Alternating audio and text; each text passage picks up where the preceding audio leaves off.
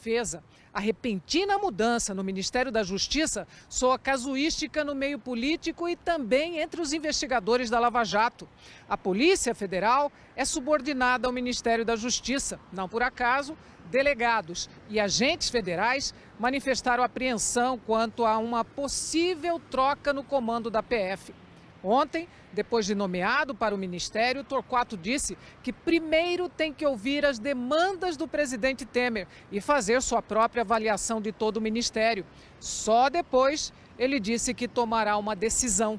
A Federação Nacional dos Policiais Federais disse em nota que espera que o novo ministro gerencie sua pasta com imparcialidade, sem qualquer tentativa de influência nas investigações da Polícia Federal, especialmente na Operação Lava Jato. O presidente da Associação de Delegados afirma que qualquer mudança no comando do Ministério da Justiça gera preocupação e incerteza.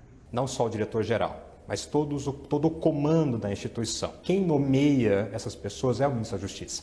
Então, a troca do comando da instituição pode gerar atrasos, pode gerar interferências ou interrupções nas investigações. O aliado de Temer, Tarcísio Perondi, do PMDB, minimizou a troca. Viu a necessidade de colocar o ministro Jardim. Ele tem um profundo saber jurídico, tem 40 anos de relacionamento com o Poder Judiciário, o Ministério Público aqui em Brasília, livros, fala muito bem com a imprensa. E para esse momento delicado, sim, a crise ainda existe, mas está diminuindo. O presidente da República sempre afirmou que acredita na Operação Lava Jato. O ministro Sérgio Moro, toda a sua equipe. O líder do PMDB no Senado, Renan Calheiros, falou em Lava Jato nos limites da lei para defender o projeto de abuso de autoridade que criminaliza e ameaça a atuação de juízes e procuradores. Mas, novo desafeto de Temer, Renan deu uma trégua para elogiar a escolha de Torquato Jardim. Cumprimento também o presidente da República pela nomeação de um ministro da Justiça digno do nome, que pode exercer nesse momento difícil. Satisfação com o Serralho por ele não controlar a Polícia Federal e a Lava Jato. No diálogo, Aécio defende a saída de Serralho do cargo.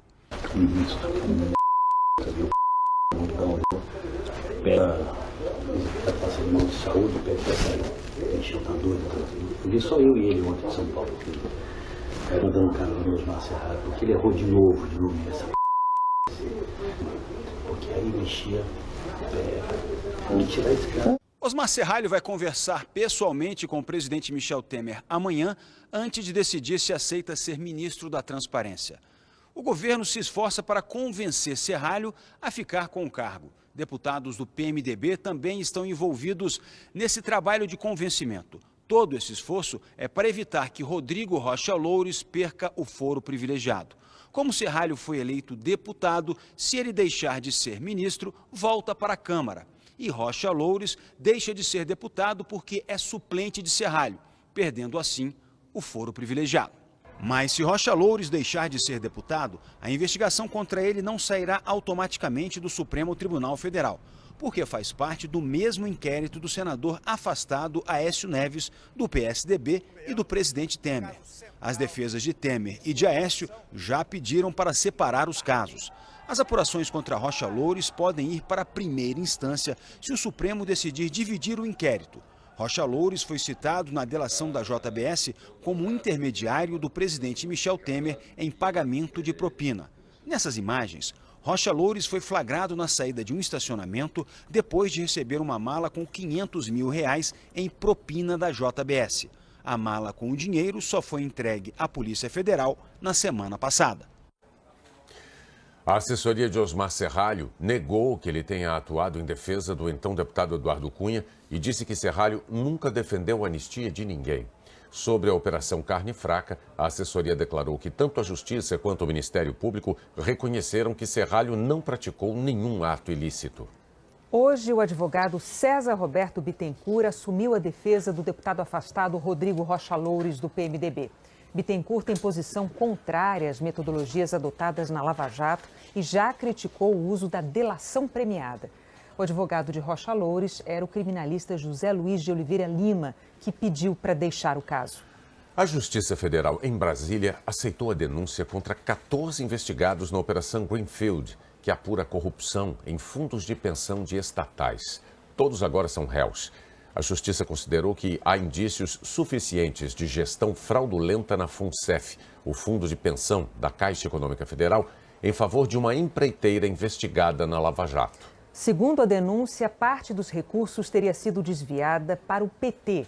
Entre os réus estão o ex-presidente da FUNCEF, Guilherme Lacerda, e o ex-tesoureiro do PT, João Vacari Neto, que está preso em Curitiba. A FUNCEF declarou que está colaborando com as investigações e que vai buscar reparação dos prejuízos. A defesa de João Vacari disse que ele não tem nenhum envolvimento com o caso. A defesa de Guilherme Lacerda afirmou que ele está tranquilo quanto à lisura de sua gestão. O PT não quis se manifestar. A defesa de Guido Mantega informou ao juiz Sérgio Moro e ao Supremo que o ex-ministro abre mão de todo e qualquer sigilo bancário, financeiro e fiscal, inclusive de uma conta estrangeira aberta antes de ele assumir o cargo de ministro da Fazenda. Nessa conta, Mantega recebeu um depósito de $600 mil. Segundo a defesa, esse valor foi parte do pagamento pela venda de um imóvel herdado do pai do ex-ministro. Os advogados de Guido Mantega disseram que o ex-ministro não espera perdão nem clemência pelo erro que cometeu ao não declarar valores no exterior. O ex-ministro é investigado na Lava Jato. O empresário Eike Batista disse que Mantega pediu R$5 milhões para pagar dívidas de campanha do PT. E delatores da JBS e da Odebrecht afirmaram que ele gerenciava as propinas pagas ao partido. A defesa de Mantega afirma que ele jamais solicitou, pediu ou recebeu vantagem de qualquer natureza como contrapartida ao exercício da função pública. E para você que até agora só viu e ouviu notícias sobre delação, sobre suspeita de corrupção, o Jornal Nacional de hoje traz também um alento. Um lugar que o repórter Pedro Bassan visitou, no Rio de Janeiro.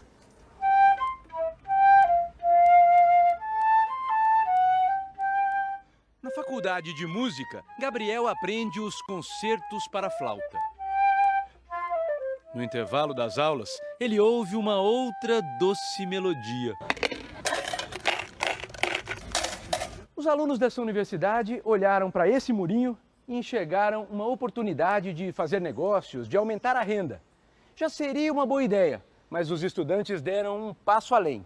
Decidiram confiar um no outro e transformar este pedacinho do mundo. Nasceu assim o Murinho da Honestidade. Sem câmeras, sem vigilância. O vendedor deixa o produto e vai embora. O comprador escolhe e deixa o dinheiro. Tão simples e tão seguro que parecia bom demais para ser verdade. Eu pensei, é furada, né? Tipo, todo mundo deve roubar esse negócio, eu nunca que isso funcionaria, né? Eu pensei, bom, vou testar. O máximo que vai acontecer é eu perder um brownie ou dois, mas não aconteceu. Hoje ele paga o aluguel com o que vende aqui.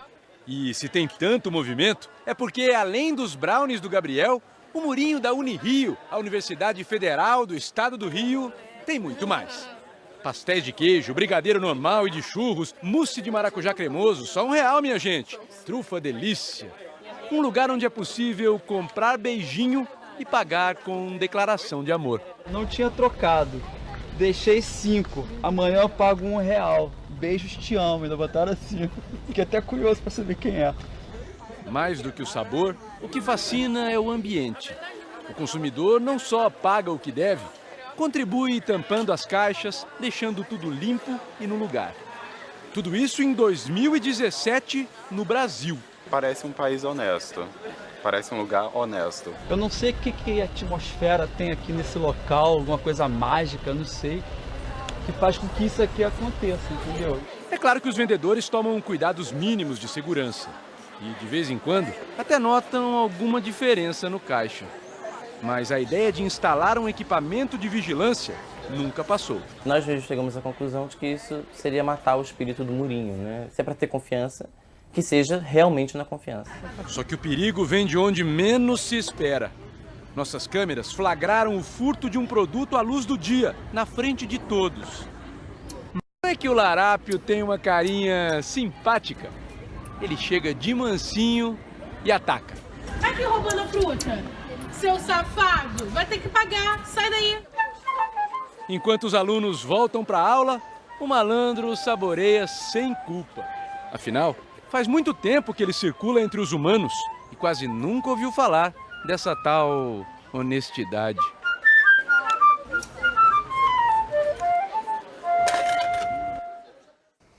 Esse larápio pode, né?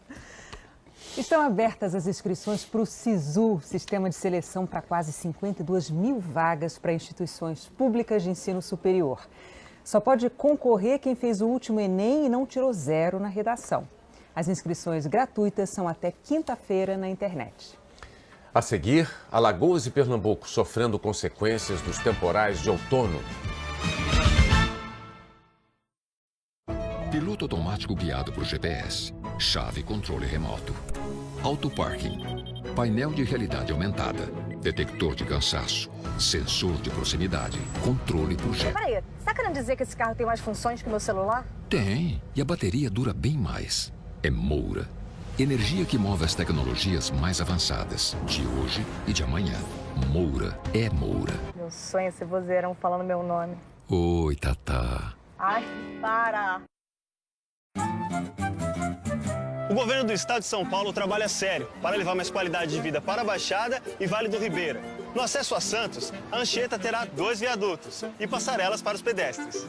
Na Padre Manuel da Nóbrega, a 3ª faixa e o novo retorno darão mais segurança aos motoristas. Na chegada a São Vicente, 2 grandes viadutos acabam de ser inaugurados. Para melhorar a conexão entre Grande São Paulo e a Baixada, o Trevão de Cubatão foi totalmente reconstruído. O governo do estado também investe em mobilidade urbana. O VLT já opera da estação Porto, em Santos, até o terminal Barreiros, em São Vicente. São 15 estações com horário ampliado, de 5h30 da manhã até as 11h30 da noite. O VLT é silencioso, confortável, coisa de primeiro mundo.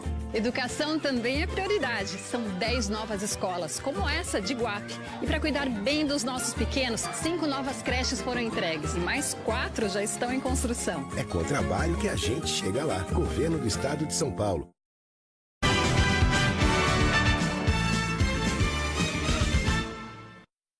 Subiu para 5 o número de mortos em Alagoas por causa da chuva do fim de semana. Mais de 4.000 famílias precisaram sair de casa. Em Marechal Deodoro, na região metropolitana de Maceió, homens do Exército ajudam no socorro às vítimas. Uma escola que servia de abrigo no começo da enchente foi invadida pela água. É a mesma situação de bairros inteiros e vilas às margens das lagoas Mundaú e Manguaba, que continuam debaixo d'água.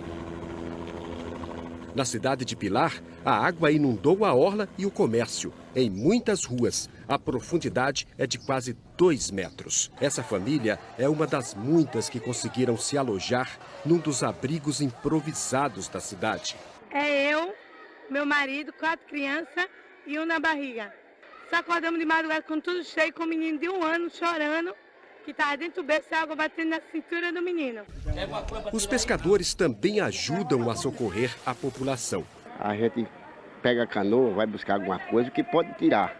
O que não pode, a gente não pode fazer nada. A situação em alguns bairros de Maceió também é crítica. Aqui nós estamos numa área de encosta muito perigosa por causa da terra encharcada, o que dificulta as buscas às 4 pessoas que estão soterradas ali.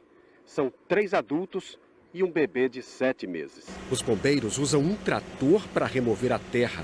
Dona Maria Cícera é irmã de um dos desaparecidos. Ela perdeu outros 2 parentes no mesmo deslizamento. É uma dor muito grande a pessoa perder 6 pessoas de uma família de uma vez. Por toda a cidade de Maceió, outras encostas ameaçam desabar. Na zona da Mata de Alagoas, a população está assustada com a cheia dos rios que ameaçam transbordar. Em Pernambuco, 44 mil pessoas estão desabrigadas ou desalojadas. 3 morreram e 2 estão desaparecidas. 6 anos esperando pela chuva no Agreste, na zona da Mata de Pernambuco, e quando ela finalmente chegou, situação de emergência ou de calamidade pública. Em Barreiros, o nível do rio Una subiu e deixou parte da cidade debaixo d'água. Sirinhaém, Palmares Ribeirão. Tudo alagado. Das 6 barragens que foram anunciadas há 7 anos na última grande enchente para conter a força das águas, apenas uma está quase pronta, a de Cerro Azul. O governo do estado diz que faltou dinheiro para tocar os projetos.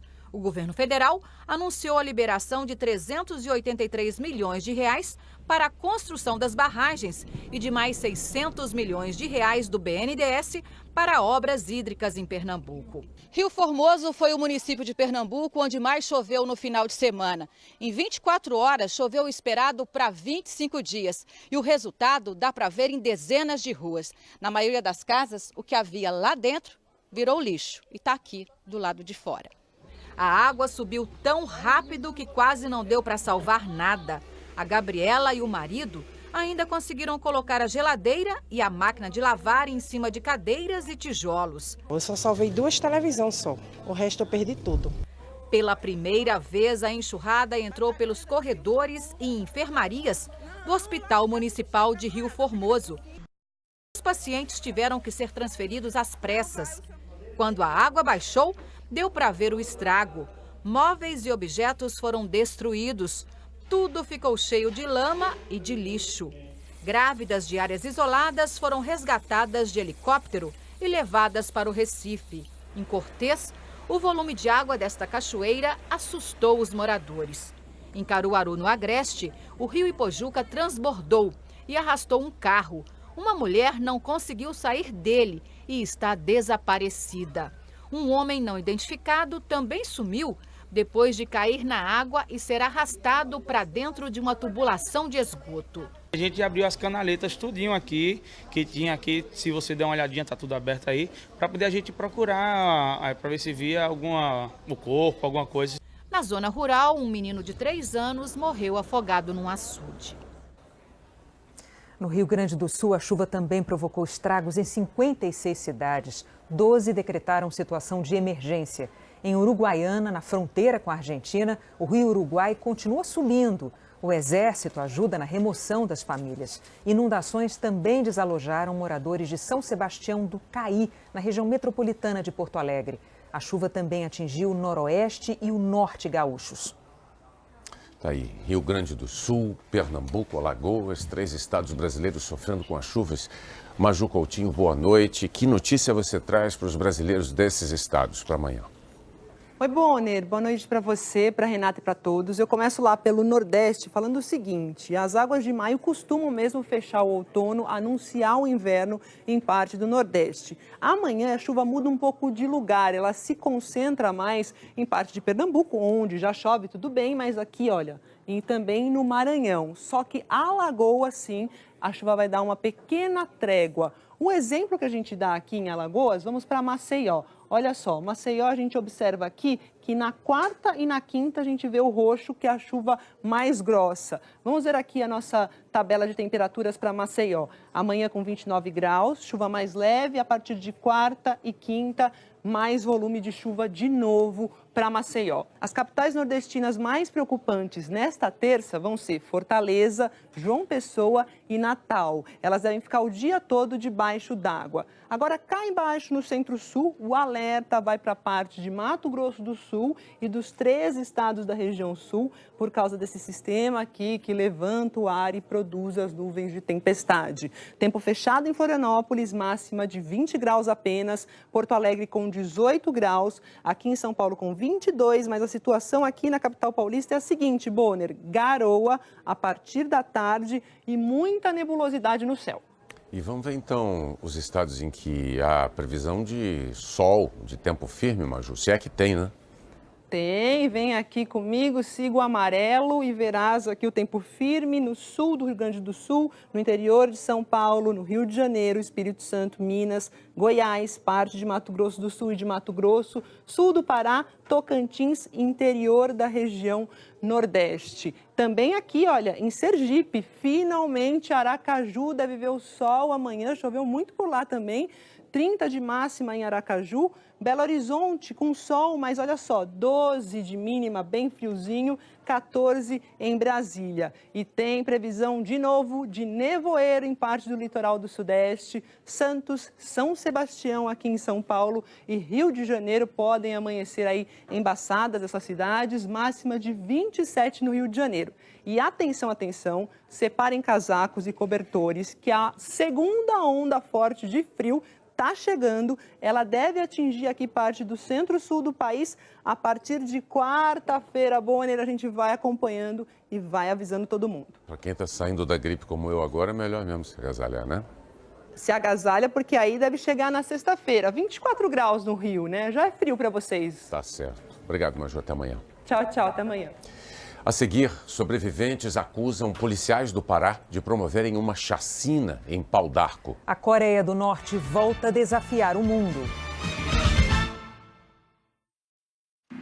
Imagina se na hora de comprar um carro você pudesse percorrer o país para encontrar a melhor oferta de todas. A Chevrolet aceitou o desafio e fez isso por você.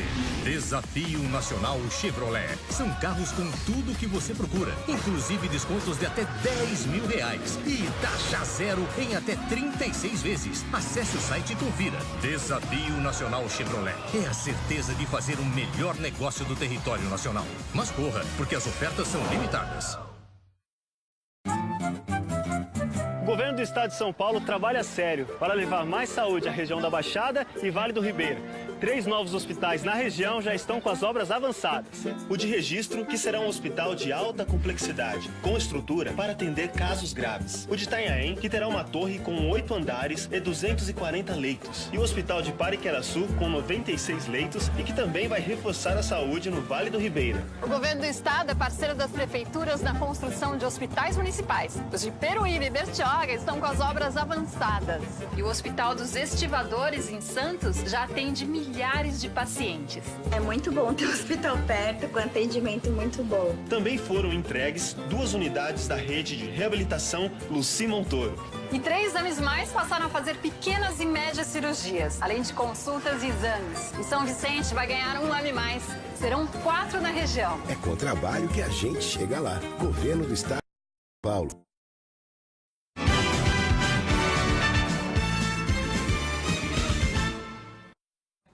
A Prefeitura de São Paulo vai recorrer da decisão do Tribunal de Justiça que suspendeu a busca e apreensão de dependentes químicos na região conhecida como Cracolândia. Hoje, representantes do Conselho Nacional de Direitos Humanos ouviram os usuários de drogas que estão próximos à tenda montada pelo município para atender aos dependentes. O Conselho investiga se houve ou não violação dos direitos humanos desde que o poder público ocupou a Cracolândia. Sobreviventes da ação policial que resultou na morte de 10 pessoas no Pará acusaram os policiais de terem chegado ao acampamento dos poceiros atirando. O Ministério Público ouviu os depoimentos 2 dias depois da operação na Fazenda Santa Lúcia, no sul do Pará, que é alvo de disputa de terra há 4 anos. A primeira testemunha afirmou que os poceiros estavam acampados quando a polícia chegou. Todos saíram correndo mata adentro. 500 metros à frente, montaram um abrigo onde estavam mais ou menos 25 pessoas. O sobrevivente contou que o grupo foi alcançado pelos policiais que gritaram: "Não corre se não morre", e que muita gente começou a correr. E a polícia começou a atirar. A testemunha contou que, enquanto rastejava pela mata, escutou os policiais dizendo a uma das vítimas, antes de atirar novamente: "Olha o que a gente faz com bandido". A segunda testemunha contou uma versão muito parecida. Também disse que os poceiros não reagiram e que as armas que estavam no acampamento não foram usadas. Ela afirmou ainda que, antes de fugir, ouviu os policiais batendo nas vítimas e rindo bastante após atirar nelas. A Assembleia Legislativa do Pará vai pedir a inclusão dos sobreviventes no Programa de Proteção a Testemunhas.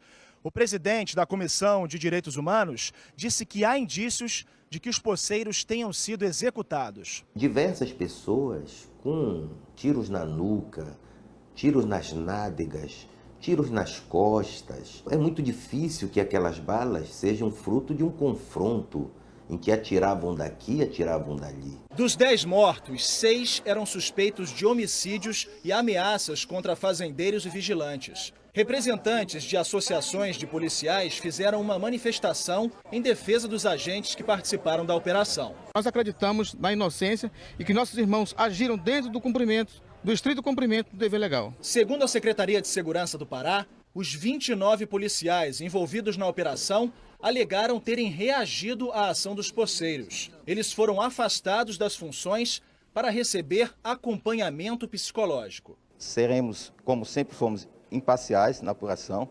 E pode ter certeza que a resposta que nós vamos dar para a sociedade, para as instituições, é uma resposta a contento.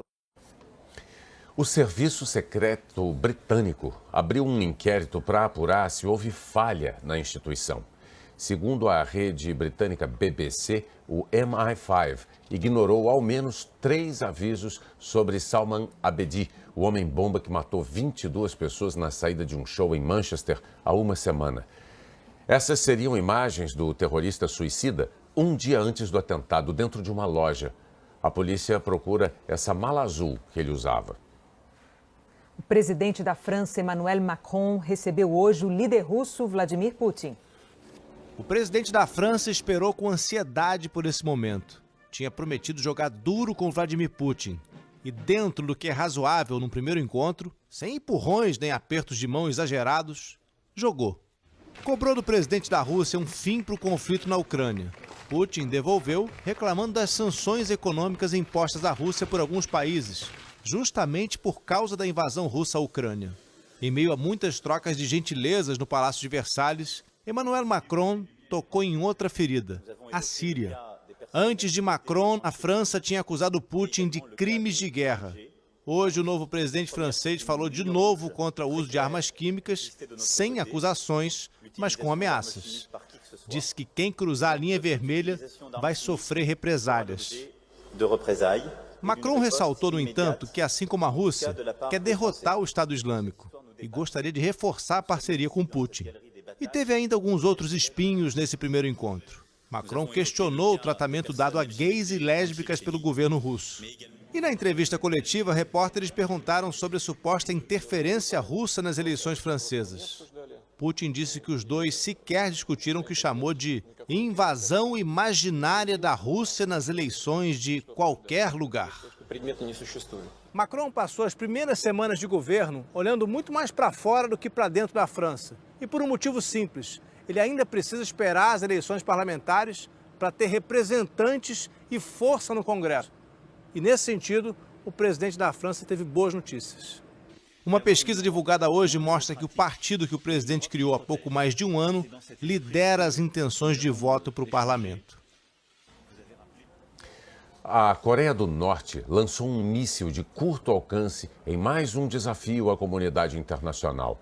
Autoridades sul-coreanas afirmaram que o míssil do tipo Scud voou por 450 quilômetros até cair na costa leste, no Mar do Japão. Foi o terceiro míssil norte-coreano desde que o novo presidente da Coreia do Sul tomou posse, há 3 semanas. Na internet, o presidente americano Donald Trump disse que o lançamento mostrou que a Coreia do Norte desrespeitou a China, o maior aliado norte-coreano. A companhia British Airways enfrentou nesta segunda-feira o terceiro dia de interrupções nas operações. Desde sábado, uma falha no sistema de computadores provocou o cancelamento de voos que saíam de Londres. Mais de 70 mil passageiros foram afetados e há queixas de falta de informações e da perda de bagagens. A British Airways pediu desculpas e negou que o problema tenha sido causado por medidas de corte de gastos. A temporada da Fórmula 1 ficou mais quente no Grande Prêmio de Mônaco. E o Reginaldo Leme mostra por quê. Desde 2001, a Ferrari não sabia o que era vencer em Mônaco. E foi logo com uma dobradinha que ela acabou com esse jejum, garantindo a Sebastian Vettel uma vantagem folgada sobre Lewis Hamilton. E mais, conseguiu também uma virada no campeonato de equipes, deixando para trás a Mercedes, a grande dominadora da Fórmula 1 nos últimos 3 anos. O maior desafio da Ferrari não era vencer a corrida largando na pole com Raikkonen, mas sim dar a vitória a Vettel sem ordem de equipe pelo rádio.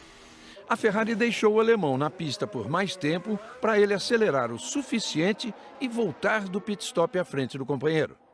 Ferrari e Mercedes têm 3 vitórias cada uma no ano. Todas as da equipe italiana foram de Vettel. Na Mercedes, Hamilton tem 2 e Bottas 1. Por isso o inglês reclama que com menos de 1/3 de campeonato, a Ferrari já decidiu favorecer Vettel. Não há nada de ilegal nisso, mas é um recado para a sua própria equipe fazer o mesmo antes que seja tarde. A próxima batalha acontece em 2 semanas no Canadá. A seguir, brasileiros que precisam muito de ajuda. Eles dependem de um doador de medula.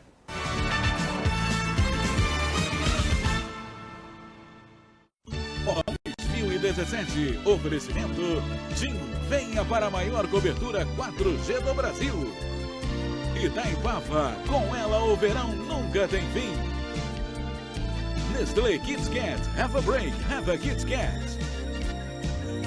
Novo Renault Capture, design à primeira vista. Unilever Dove, cuidado superior e proteção antitranspirante. E Santander, microcrédito para impulsionar o empreendedor e a economia. Agro, a indústria riqueza do Brasil. Melão é agro. Uma das culturas que mais utilizam mão de obra no sertão. 80 mil empregos gerados no Nordeste, região que produz a maior parte do melão brasileiro. O mais cultivado no país é o amarelo, mas há também o cantaloupe, o galha e o espanhol. Em 2016, a exportação rendeu 150 milhões de dólares. Com melão se faz suco, sorvete, sobremesas. De alto poder nutritivo, a semente pode ser consumida torrada ou moída.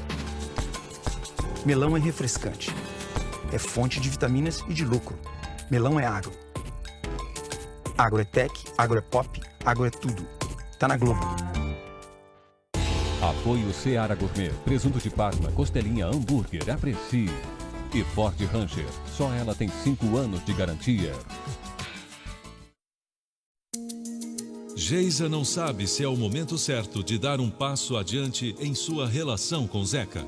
Eu quero me casar com ele, eu gosto dele, eu quero formar família, eu quero tudo. Mas agora que chegou bem perto, eu baquei. E está chegando o momento que Rui e Ritinha tanto esperaram. Eu acho que o menino tá querendo nascer. Daqui a pouco, a força do querer.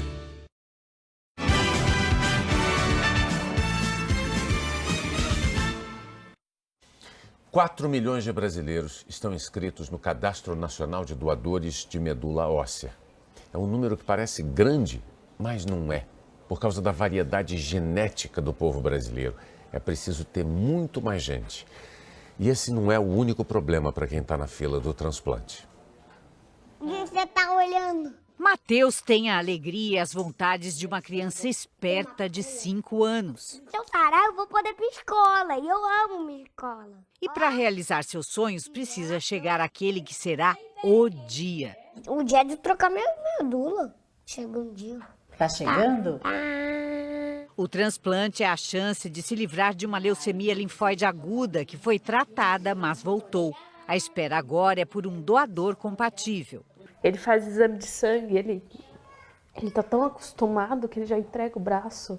Então, a gente vê que é uma doação que ele tá fazendo para ele ficar bem, mas dói demais. Encontrar um doador compatível é um grande desafio, mas não é o único. O Brasil precisa de doadores que contemplem a nossa mistura de raças, a nossa diversidade genética. Precisa também de um sistema de atualização constante dos dados desses doadores e de verbas para leitos e equipes de transplantes. O apelo nas redes sociais foi o jeito que Lucinete encontrou para conseguir o transplante para a mãe. Quanto vale uma vida, gente? É uma vida.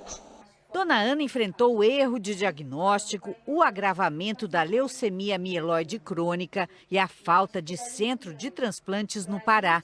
Quando achou o doador de medula em São Paulo, o plano de saúde não quis bancar o procedimento.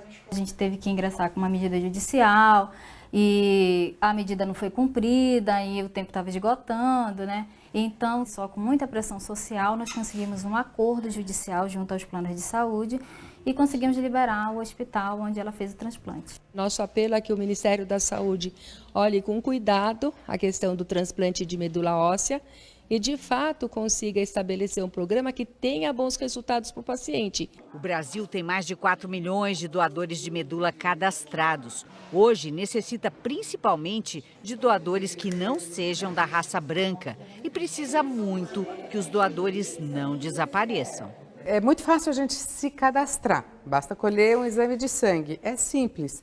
Mas na hora que a gente precisa, pelo menos 40% desses doadores que se cadastraram mudaram de endereço, mudaram de telefone e a gente não consegue mais encontrar. O Carlos era um dos sumidos, mas soube da importância do recadastramento. Entrou no site do Redome, atualizou os dados e logo veio a surpresa. Me ligaram, né, para fazer a confirmação do exame, que parece que tem alguém já compatível. Se Deus quiser, vai dar tudo certo. Os mais de 1.000 pacientes que esperam estão na torcida também. A nossa página na internet mostra em detalhes como se tornar um doador de medula e como atualizar o cadastro. Em relação ao atendimento na rede pública, o Ministério da Saúde declarou que está em andamento um projeto para melhorar a distribuição de leitos aos pacientes que já possuem um doador identificado. Você pode rever as reportagens do Jornal Nacional no Globoplay.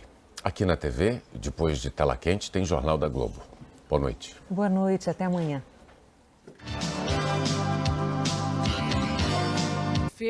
A repentina mudança no Ministério da Justiça soa casuística no meio político e também entre os investigadores da Lava Jato.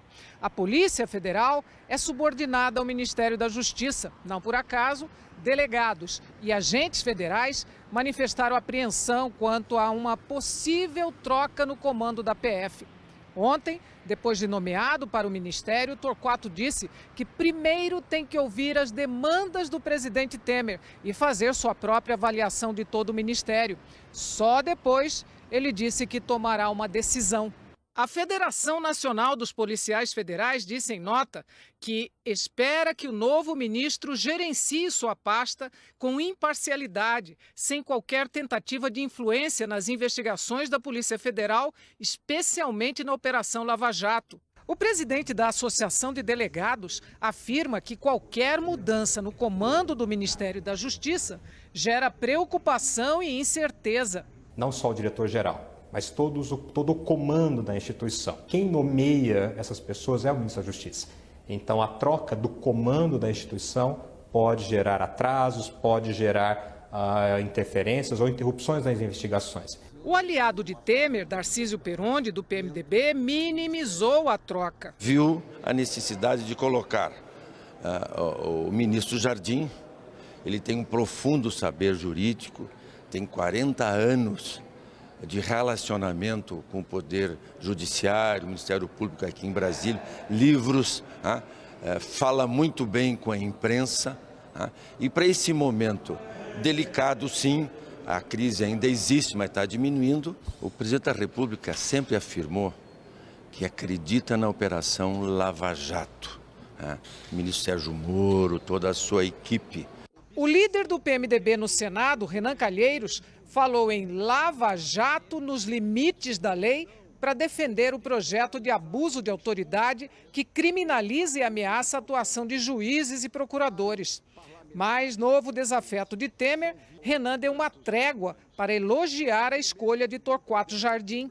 Cumprimento também o presidente da República pela nomeação de um ministro da Justiça digno do nome. Que pode exercer nesse momento difícil. Satisfação com o Serralho por ele não controlar a Polícia Federal e a Lava Jato. No diálogo, Aécio defende a saída de Serralho do cargo.